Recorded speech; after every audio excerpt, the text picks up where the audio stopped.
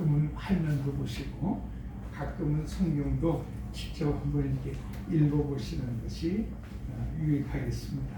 여러분 로마서 9장을 우리 또 한번 보십시다. 같은 말씀이 신약 성경에는 또 어떻게 기록이 되어졌는가. 로마서 9장 사도행전 다음에 있습니다. 로마서 9장 10절부터 보십니다. 그뿐 아니라 또한 리브가가 우리 조상 이삭 한 사람으로 말미암아 임신하였는데 그 자식들이 아직 나지도 아니하고 무슨 선이나 악을 행하지 아니한 때에 택하심을 따라 되는 하나님의 뜻이 행위로 말미암지 않고 오직 부르시는 이로 말미암아 서게 하려 하사 리브가에게 이르시되 큰 자가 어린 자를 섬기리라 하셨나니 기록된 바 내가 야곱은 사랑하고 에서는 미워하였다 하십니다. 함과 같습니다. 아멘. 13절까지. 이제는 한번 저를 보세요.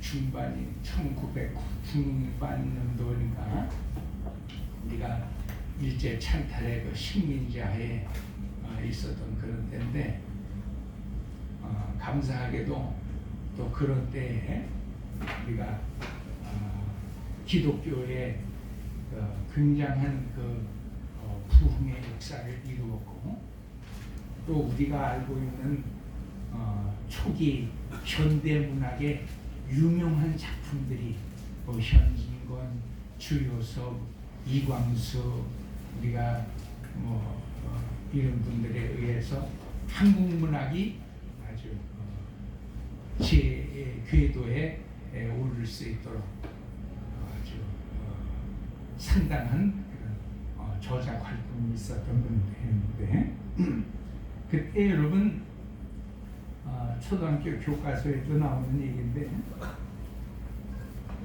그 주요섭이라고 하는 소설가가 있었어요. 그분의 그 대표적인 그 소설이 사랑 손님과 어머니라고 하는 거예요. 원래 여러분 그 원작의 이름은 사랑 손님과 어머니라고 하는 그런 제목인데 요즘엔 그걸 패러디 해가지고 굉장한 그런 소설들이 많이 있죠. 그래서 요즘에 우리가 알기로는 사랑방 손님과 어머니 뭐 이렇게 많이 알고 있는데 원래는 이 옛날 우리 그 한옥의 구조가 그 주인이 살던 그런 안채가 있고 또 머슴이나 이런 또 머슴을 대신해서 대감님들 그 집 남자 주인들이 있던 곳을 우리가 사랑이라고 하는데 그 사랑채라고도 하고 그냥 사랑이라고도 표현하고 오늘날로서는 사랑방이라 그렇게 얘기를 해야 이해가 되어지는데 어쨌든 그 재밌는 소설입니다. 그 사랑 손님과 어머니라고 하는 말은 일찍 남편을 여의고 과부가 되어진 아주 젊고 그런 그 젊은 과부가 있었는데 그 딸이 하나 있었어요. 이름이 오케라고. 그래서 그 홀로 되어진 엄마와 딸 오키와 그 중학교 다니는 그 삼촌 셋이서 남아서 살게 되어지는 그런 배경으로 시작이 되어지는데 어느 날 큰 외삼촌이 손님 하나를 데리고 왔어요. 이 손님은 돌아가신 너희 아버지 또 돌아가신 흉수님 그 흉수님이 아니겠죠. 큰형님이니까 재수 씨 남편과 친구라고 하는 거예요. 그래서 그 죽은 남편의 친구가 되어지는 젊은 사람이 그 지방의 그 마을에 교사로 부임을 하면서 이 홀로 세 식구가 사는 집에 하숙을 치게 되어지면서 시작되어지는 일입니다. 근데 여러분 그 소설에서 이 사람들 등장인물들의 그 어떤 외적인 묘사를 할 때는 벌써 이미 그 소설의 흐름을 이야기해요. 여러분 소설 속에 나오는 과부들은 다 젊고 예쁘잖아요. 그리고 손님으로 오든지 어쨌든 이 상대방으로 이제 배역이 되어져서 나오는 또 남자들도 젊고 잘생기고 옛날 식민지 그런 시절에는 남자들의 최고 아주 젠틀하고 아주 멋있는 핸섬한 모습은 초등학교 선생님 뭐 이런 정도거든요. 요즘에도 공무원이 상당히 우리가 선호하는 직업이 되긴 하겠습니다만 어쨌든 그래서 이 젊은 미망인과 젊고 핸섬한 이제 죽은 남편의 친구라고 하는 사람이 교사로 부임이 되어지면서 사랑방에서 하숙을 치게 되어지면서 어쩔 수 없이 젊은 이 남녀 간에 싹틔워지는 사랑에 대한 얘기예요. 그래서 우리가 쉽게 얘기하면은 그냥 어떤 멜로드라마 같은 어떤 그런 멜로 소설 같은 그런 장르에서 그냥 그쳐낼 수도 있는 얘기입니다. 별 큰 느낌이 있을 수도 있겠지만 사실 요즘에 많이 패러디가 되어지는 경우에 보게 되어지면은 원작의 소설의 그 어떤 의미는 생각하지 않고 거기서 그냥 어떤 뭐라 그럴까 플롯이라고 그러죠. 이 플롯은 소설의 구성이라고 하는 말인데 소설의 구성이라고 하는 의미 속에서 영어의 플롯이라고 하는 말도 있지만 영어의 원래 그 플롯이라고 하는 의미는 음모라는 뜻도 있어요. 그래서 소설의 모든 그 구성 줄거리 플롯은 거의 음모에서부터 시작되고 그 음모가 풀어지면서 얽히는 이야기들로 이제 이렇게 전개가 되어지는데 요즘 21세기 벌써 여러분 이게 1935년인가 그 소설이 나왔으니까 상당히 벌써 100년 전 100년이 뭡니까? 벌써 지금 2020년인가?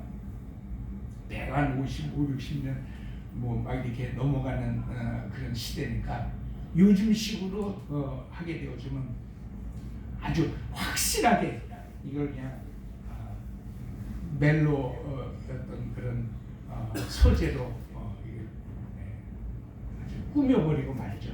그래서 혼자 사는 여자와 그 방에 들어왔던 어떤 그런 또 남자와의 사랑이 결국은 자식도 버리고 이제 집안도 다 버리고 어느 날 비가 옥수로 쏟아지고 달빛마저 구름에 가려 캄캄한 날 둘이 손잡고 가마솥 하나 띄어가지고서는 등에 지고 도망을 갔더라 이런 식으로 제가 얘기를 했죠. 그 원작은 그런 내용이 아니에요. 원작의 내용은 사랑의 감정은 솟아오릅니다. 사랑의 감정은 솟아오르게 되어져서 결국 이 오키라고 하는 유치원에 다니는 딸아이가 그 매개 역할을 해줘요. 처음에는 자기 실수를 덮기 위하여서 유치원에서 가져온 그 꼰대 쏘마리를 저 사랑채에 있는 손님이 엄마가 따주라고 하면서 갖다 주면서 이제 일이 시작이 되어지죠. 이 어린 꼬마는 그 어른들의 세계를 아직 잘 모르니까 그래서 자기가 생각하는 그 어떤 세계관의 범주에서 자기 잘못을 덮기 위한 그런 친절의 어떤 사과의 호의로서 선생님을 이제 사랑채에 계신 저 선생님이 엄마를 갖다 주라고 했는데 그 꽃을 받아들면서 이 꽃을 선생님이 엄마 갖다 주라고 했어. 그러면서 그동안 이 잠재 속으로 쑥 숨어 들어가 있으면서 표현이 되어지지 않았던 이 젊은 미망인의 이제 사랑이 싹을 트는 거죠. 혼자 사는데 젊고 잘생긴 핸섬한 이제 선생님이 꽃을 엄마 갖다 주라고 했으니까 그래서 얼굴이 빨개가지고 이제 그 꽃을 이제 봤는데 무슨 의미인지는 모르지만 엄마가 굉장히 피아노도 풍금을 잘 치는, 옛날엔 피아노보다 풍금의 세계죠. 그러니까 풍금을 잘 치는 엄마인데 갑자기 그날 저녁에 엄마가 큰 보자기로 씌워놓고 그 자물쇠로 잠가 놓았던 그 풍금의 문을 열고 무슨 곡을 연주를 하는데 좀 구성지고 아주 애틋한 그런 슬픈 노래를 연주하면서 그 여인의 마음속에 뭔가 이제 그 사랑의 그 감정이 싹 튀어오르는 것을 표현을 하죠.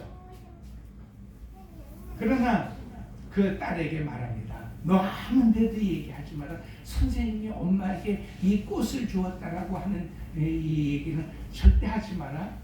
그랬어요.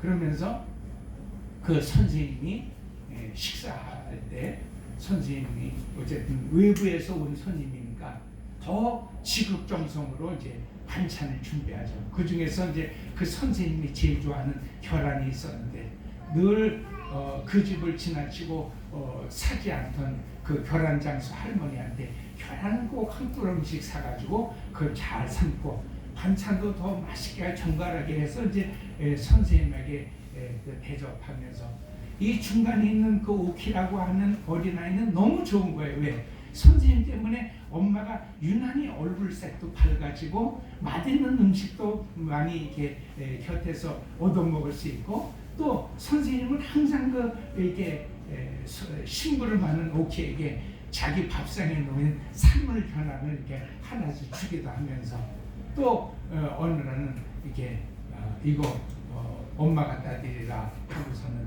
뭐 이게 선물도 하고 그래요. 근데 거기 보게 되어지면 그 항상 쪽지 하나가 붙어서 왔다 갔다 하는데 이 오키는 그 어린아이는 엄마가 이상하게 선생님이 갖다 주라고 하는 그 선물을 읽으면서 그 쪽지를 보고서는 더 얼굴이 새빨개지고 오직 몸을 좀 떠는 이런 모습을 보면서 왜 엄마는 왜 선생님이 선물을 받고 저러시나 그랬어요. 그러나 우리는 벌써 성인들은 알 수가 있죠. 이 두 사람의 이제 사랑이 점점 이제 짙어져 가고 있구나 이렇게 느끼는데 어느 날 엄마가 손수건 하나를 쪽지를 손수건 하나에 끼워서 야 이거 선생님 갖다 드려라 하는데 이 아이는 또 틀림없이 선생님도 이 쪽지를 읽고 뭔가 이제 반응을 보일 것이라고 생각하면서 이제 그 손수건을 갖다 드리는데 손수건을 피고 쪽지를 읽은 선생님의 얼굴이 하얗게 창백해지더니 아주 상당히 실망하고 낙심하는 그런 생각을 하다가 며칠 후에는 짐을 싸가지고 그 집을 떠나가겠다라고 선언을 합니다. 그런데 엄마는 야 이제 다시는 우리 집에서 좋은 그런 맛있는 요리나 계란을 삶을 일이 없어. 나머지 남은 계란 6개 한 꾸러미 싸가지고 하나 삶아드린 것에 6개를 삶아가지고 선생님한테 갖다 드려라. 그래서 선생님한테 마지막 이거 우리 엄마가 갖다 드리래요. 그리고 선생님이 이제 기차를 타고 떠나게 되어지고 엄마는 그 어린 딸의 손을 부여잡고 동산 위에 올라가서 멀리 이제 그 기적을 내면서 떠나가는 그 기차를 바라보는 것으로 이제 이 소설이 끝이 나요. 어렸을 때도 제가 읽었습니다만 사실 그때는 이게 무슨 뜻인가? 우리가 좀 시원하게 하려면 속 시원하려면 사랑이 아예 안 되든지, 그죠? 그 사랑방 손님이 젊은 미망인에게 소개가 되어졌어도 이럴 수는 없사와요. 나는 수전하는 몸이에요. 나한테 치근덕대지 마세요. 라고 여러분 단박에 뭐 이렇게 거절한다든지, 아니면 아주 그 사랑하는 마음을 숨기지 말고 그 사랑을 받아서 오늘 밤 달이 뜨게 되어지면 우리 물레방앗간에서 만나요. 뭐 이런 식으로 보내든지 해야 우리 속이 시원하지. 사랑을 하든지 미워를 하든지 하는 어떤 결단이 있어야 되는데 이것도 저것도 아니란 말이에요. 이게 도대체 무슨 뜻인가 하는 그런 얘기죠. 다시 우리의 성경 본문으로 돌아오게 되어지면 야곱과 에서의 이야기를 저는 우리 기존에 알고 있었던 그런 어떤 이해의 폭을 좀 넓혀서 우리가 설명하고 같이 나누기를 원하는데, 계속 우리가 읽고 들어봐도 역시 우리 속에 남는 의문점의 한 가지를 하나님은 오늘 또 분명히 이 창세기에 기록되어진 말씀입니다만은 이걸 말라기에도 기록하고 이 로마서에서도 또 기록을 했어요. 근데 이 로마서에서 사도 바울이 이 로마서를 기록할 때는 말라기 3장을 또 읽고서는 이 힌트를 얻어가지고 말씀의 발췌를 받아서 이 로마서에다 기록했어요. 말라기서에 있는 구약 성경의 말씀이나 창세기에 있는 말씀이나 이 로마서 9장에 있는 말씀이나 같은 말씀인데, 로마서나 말라기서에서 발췌한 말씀이긴 합니다만은 사도 바울은 아주 그렇게 결론을 짓죠. 이 두 아이가 태중에 놀 때부터 하나님이 야곱은 사랑했고 에서는 미워하였다 하는 거예요. 우리는 이 얘기는 말라기서에도 그대로 있는 내용입니다. 하나님께서 이미 그들이 이 세상에 나오기 전부터 야곱은 사랑했고 에서는 미워했다는 거예요. 그러면 우리가 생각할 때 다시 여러분 소설로 들어가게 되어지면 남녀간에 일어났던 이야기를 할지라도 우리가 제대로 이해를 하려면 분명히 그 속에서 사랑과 어떤 미움이 나와야 되는 거예요. 과연 사랑이 뭐냐?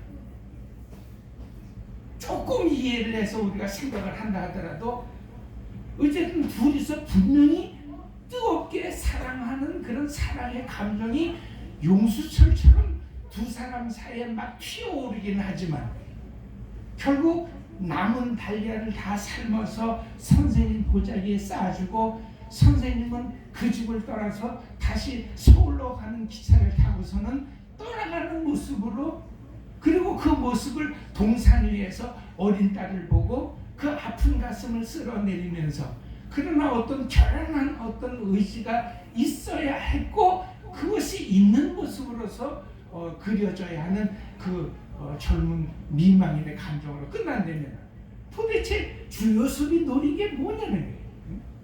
뭐가 사랑이고 인간 사회에서 일어나는 뭐가 사랑이고 어떤 것이 그 사랑, 우리는 보통 사랑의 반대는 미움이라고 그러잖아요. 그러나 이것도 우리가 한번 생각해 보게 하는 거예요. 사랑의 반대가 미움이냐? 왜? 사실 우리는 그렇게 알고 있지만 이 두 남녀가 사랑한다는 것의 반대가 미움이라고 하는 개념은 전혀 없어요. 끝까지. 여러분 어떤 사랑방에서 무슨 사귀하던 그런 돌쇠가 됐으면 어쩌겠어요. 마님 이러시면 안 됩니다. 이 타오르는 내 마음에 마님에 대한 이 사랑은 이 세상 누구도 끊어낼 수가 없습니다. 오늘처럼 저는 마님을 얻고 도망가겠습니다. 뭐 이러든지 마님방에 막 이렇게 쳐들어가가지고 자기의 결연한 의지를 보이는 것이 나와야 되는데 그런 것이 없어요. 그냥 아마 그 편지는 우리가 이래서는 안 되겠습니다. 어린 아이도 있고 이 조상에서 우리가 가지고 있는 관습과 이 우리의 이 풍습으로서는 수절하고 있는 젊은 과부가 젊은 남종네하고 이렇게 서로 서신을 교환한다고 하는 것은 이건 아주 망측한 일이옵니다 라고 하는 그런 편지를 보내고, 그 편지 내용은 제가 쓴 말이고 망측하옵니다 라고 하는 말에 선생님은 그냥 이건 우리가 넘어서는 안 될 것이로구나 하고 여러분 그냥 지나갔으면 그 속에 사랑과 미움의 어떤 그 진실한 어떤 그런 표현이 없단 말이에요. 다시 성경으로 돌아오면 성경도 여러분 마찬가지예요. 아니 태중에 있을 때부터 성경 세 곳에서 분명히 야곱과 에서의 그 상황을 이렇게 딱 평가를 해줬는데도 불구하고 그 평가가 뭐예요? 어쨌든 창세기적으로 보게 되어지면 하나님은 야곱을 택하셨고, 말라기식이나 말라기를 가지고 이 로마서를 썼던 사도 바울은 뭐라 그랬어요? 하나님이 야곱을 사랑했다는 거예요. 그리고 에서는 미워했다는 겁니다. 그러면 하나님이 야곱을 사랑한 그 사랑이 뭐냐는 거예요. 에서를 미워했다라고 하는 그 미움이라고 하는 건 또 실체가 뭐냐? 그걸 우리가 이해할 수 없는 거예요. 수없이 여러분 2000년 동안 이 창세기를 설교해 왔어도 여지껏까지 저도 은혜 받기 전까지 여러분 우리가 어떻게 해석했습니까? 응? 우리는 이미 하나님께서 택정해서 은혜 받은 사람이요 구원받은 사람이니까 그저 열심히 우리가 그럼에도 불구하고 우리 가운데 주어지는 환난과 고통과 질병과 가난과 어려움을 잘 참고 견디면 어느 날이가 하나님께서 이름도 이스라엘로 바꿔주시고 여러분의 팔자를 정말 크게 변화시켜 주셔서 잘되게 하실 것입니다. 성도 여러분, 인내를 가지고 긍정적인 마음을 가지고 마침내 하나님께서 에서 장자의 축복을 야곱으로 갖게 하시는 날을 기대하실 수 있기를 바랍니다 하고 여러분 하면 또 우리는 천장이 들썩거리도록 그냥 아멘 하고서 여러분, 역시 기독교 신앙은 창조적이고 적극적이고 긍정적인 그런 신앙을 가지고 있는, 그게 여러분 지난 2000년 동안 우리가 해왔던 거지만 그 성경을 조금만 읽어보면 얼마나 그게 논센스요, 얼마나 그게 여러분 자기 생각이고 그 자기 말이지 성경은 절대 여러분 문구만큼 1도 그런 말씀이 포함이 없어요. 성경을 제대로 읽어보신 분은 아시겠지만 성경, 특히 여러분 구약 성경 같은 경우 왜 하나님은 구약 성경을 기록해 놓으셨나요? 구약 성경에서 정말 마침내 여러분 예수 믿고 율법을 잘 지키고 하나님 뜻대로 살았더니 마침내 그 나라가 번성하고 큰 제국을 이루었으며 그 왕은 알렉산더와 같이 천하의 이름을 남기는 유명한 장수가 되어졌더라. 여러분도 그렇게 되어질 수 있기를 바랍니다. 예수 믿고 여러분의 팔자를 고쳐서 여러분 나라의 운명이 바뀌어졌어. 지금은 남의 나라에서 원조를 받아먹고 사는 입장이지만은 훗날 몇 날이 되지 못하여 여러분의 나라도 축복을 받아서 이제 남에게 막 원조해주고 받아먹는 때가 아니라 남에게 나눠주는 그런 나라가 되어질 것입니다. 할렐루야! 이렇게 해야 이게 기독교 설교가 됐다. 그러니 여러분 그 성경을 읽었다고 하지만 성경에서 성경을 뭘 읽은, 성경에 그냥 하얀 것은 종이고 까만 것은 글씨인데 다행히 유치원서부터 제대로 국문을 깨쳐가지고 하얀 것은 종이고 검은 것은 그냥 소설같이 읽어대는 거예요. 그걸 오늘 우리가 2000년 동안 성경이라고 가지고 있는 개념이고 상식이고 이해라고 하는 거예요. 거기다 여러분 기독교를 종교를 만들려니까 그렇게 하면서 무슨 신비적인 것이 없으면 전부 거짓말 구라 같잖아요. 그러니까 여러분 진짜 구라요 신비적인 것을 갖다 붙이는 겁니다. 그래서 이렇게 하면 마침내 오늘의 현실보다는 더 빛나고 화려하고 아주 혁신적인 유명한 사람의 삶으로 하나님이 바꿔주신다는 거예요. 그렇게 만들어야 성경 이야기가 신비와, 그것이 여러분 가문이설인지도 모르고 그걸 믿는단 말이에요. 성경 공부를 여러분 했든지 안 했든지가 문제가 아니라 구약 성경의 진짜 개념은 뭐예요?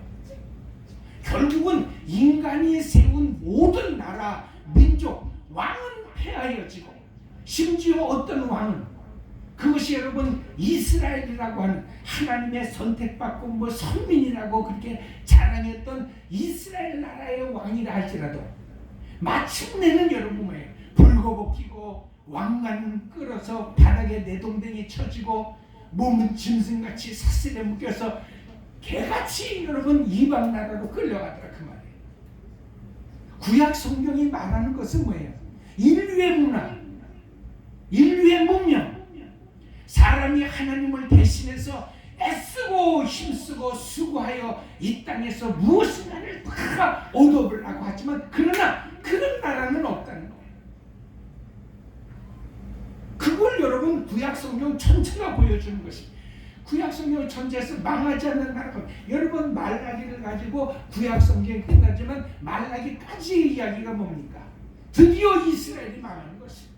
유다가 망하는 것입니다. 그걸 잘 이해하지 못할까봐 한 500년 세월의 갭을 두고 예수 그리스도께서 이 땅에 오시면서 여러분 서기 시대가 시작이 되어졌지만 참 넌센스죠. 예수님 오시고서도 70년 후에 이스라엘은 또 한 번 로마라고 하는 나라에 완전히 망하여서 우리가 아는 대로 역사의 1000년 동안은 이스라엘이 없었어요. 1948년 세계 2차 대전이 끝이 나고 영국이 인도와 뭐 중국 이런 나라와 맺은 협정 때문에 이스라엘은 괜히 껴가지고 독립국가가 되어진 것입니다. 거기에 많은 뭐 재밌는 영화들이 만들어졌지만 그 여러분 어쨌든 1000년 동안 나라 없이 쫄딱 망했다. 하나님 보여주신 것은 이 사람들이 500년간 갭을 두고서도 BC 시대에서 서기 시대로 넘어가도 아직도 우리의 나라는 영원무궁하리라. 그래서 여러분 시편 2편에도 세상 나라의 군왕들아 너희가 어찌하여 교만하며 너희가 어찌하여 그렇게 기고만장하며 어찌하여 너희가 그렇게 스스로 나대느뇨 그 말이에요. 시편 1편은 복으로 시작이 되어지면서 우리를 기분 좋게 여러분 시편에 들어가게 하지만 바로 그 시편 2편에 들어가게 되어지면 바로 하나님께서 꾸짖으시는 것이 뭐예요? 이 세상 나라에 너 성경을 어떻게 읽었냐? 눈 감고 읽었냐? 어떤 나라가 쓰더냐? 어떤 문명이 세워지더냐?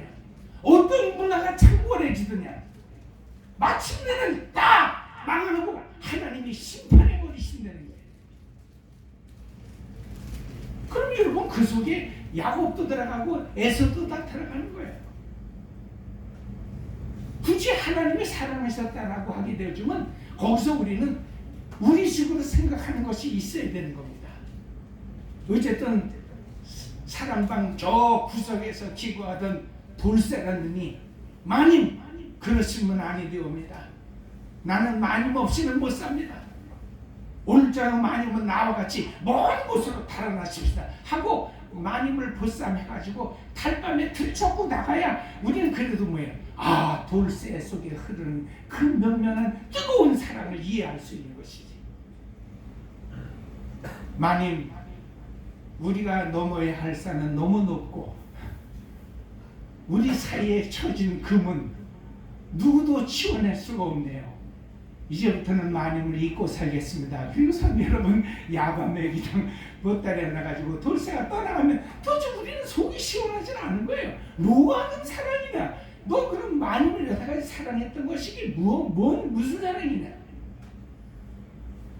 여러분 이 세상의 문화와 물질 문명의 괴로운 것이 다 거기 있어요. 우리는 인과관계를 분명히 하려고 그래요.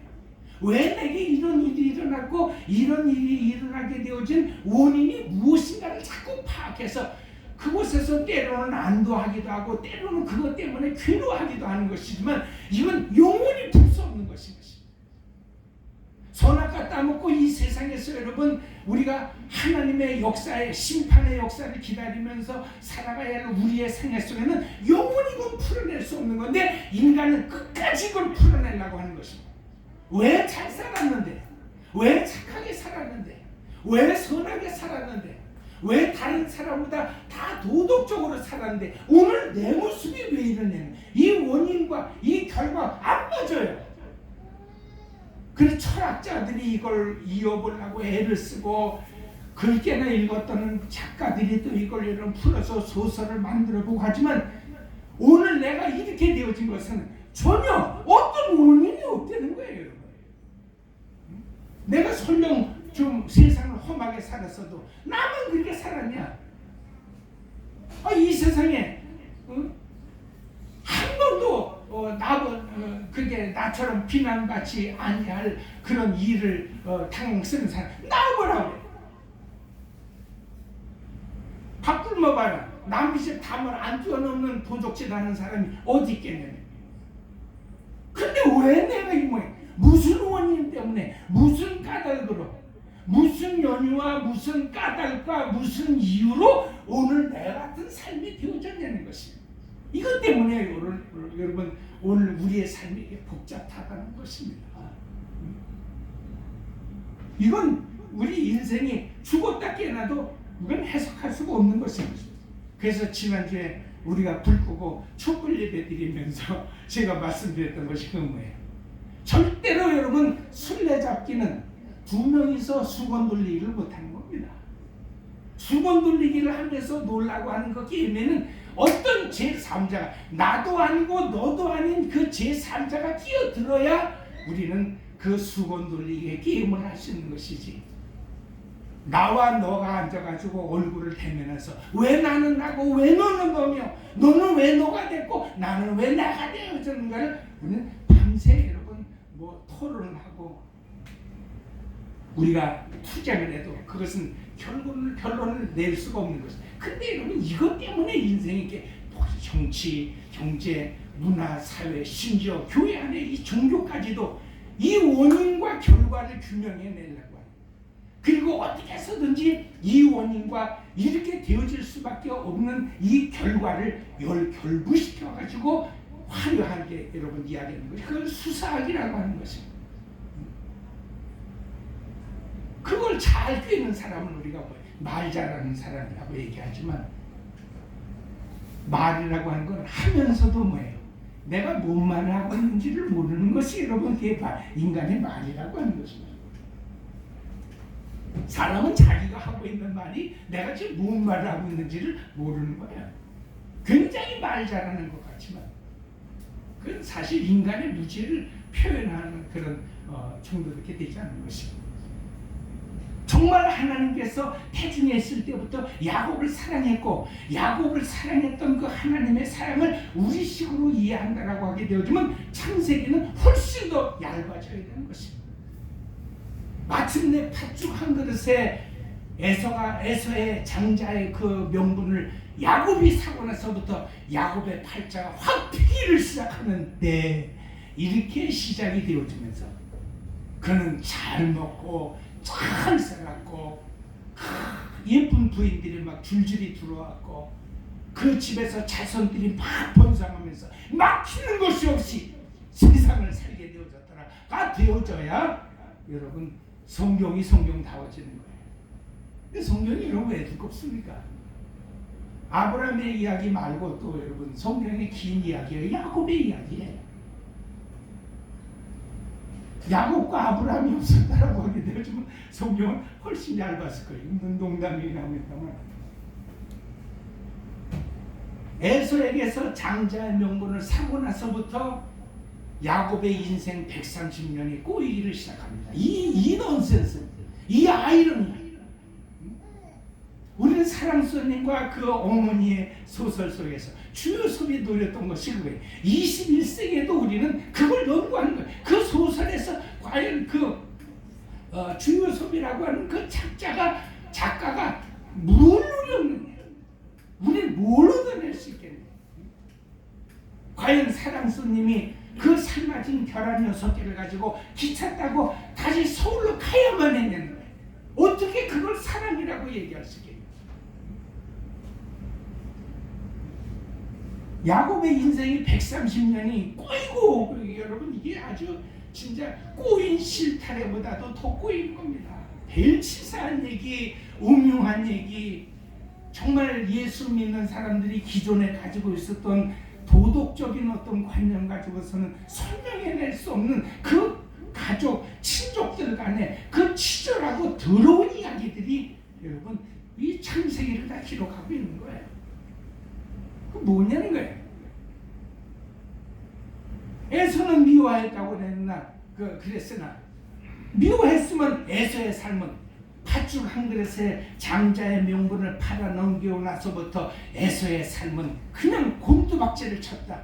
이 세상에 안 되는 놈은 넘어져도 뒤통수가 깨진다고 했더니 에서가 하는 일마다 안 되더라. 마침내 에서는 가난뱅이 거지가 되었다. 여러분 우리는 그래서 놀부전, 흥부전이 생긴 겁니다. 얻어낼 건 하나도 없으면서 여러분 흥부와 놀부는 원인과 결론이 분명해요. 똑같은 박이지만은 흥부가 깬 박은 깨면 톱질을 할수록 금은보화가 쏟아져 나오고 막 귀하집이 튀어나오고 있지만 놀부가 쓰는 그 박 속에는 왜 개구리와 더러운 벌레와 지렁이들이 여러분 쏟아져 나옵니다. 분명하죠. 그러니까 재미있었어요. 여러분 흥분놀부전이 있는 거예요. 심당수에 빠진 심청이 얘기도 마찬가지입니다. 원인과 결과가 분명하지 않습니까? 내가 이렇게 하면 아버지의 눈이 띄어진다라고 하면 나는 물고기 밥이 되어져도 치마를 뒤집어 쓰고 인당수에 몸을 던져낼 수 있는 것이 그게 심청이 아닙니까? 말이 맞습니까?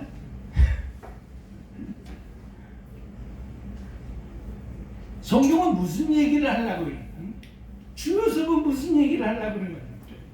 그 여러분 두고 우리가 문화들 속에서 세계 지나가는 변화되는 이 세계 속에서 설명해야 되는 것입니다. 청춘 남녀가 뜨겁게 사랑할 수 있지만 요즘 같아서는 뭐예요? 과부는 왜 재혼을 못하냐? 왜 젊은 남녀가 사랑하면 자식이 있고 가족이 있다 할지라도 무시하고 우리가 왜 초혼처럼 결혼 못하냐 라고 여러분 의문을 던질 수도 있는 거예요. 왜 야밤에 도주한다고 해서 그게 나쁜 것이고 그게 여러분 무슨 그 사회 사람들에게 왜 그렇게 삶은 계란을 선생님 보따리에 싸주고 돌아가서 풍금에는 큰 찬물통을 다시 채우고 보자기를 씌워놓고 그 오키의 말에 의하면 다시는 엄마는 풍금을 치지 아니하였다라고 하는 거예요.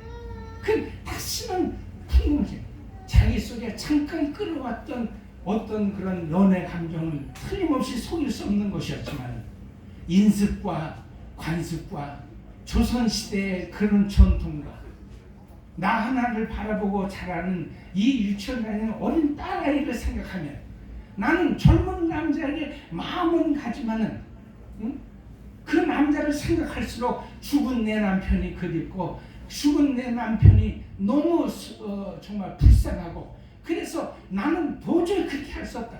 풍금에 그 뚜껑을 닫고 잠통을 잠그면서 볼을 씌워놓으면서 다시는 풍금을 치지 않는 여인의 마음, 그 결혼할 마음 아니에요?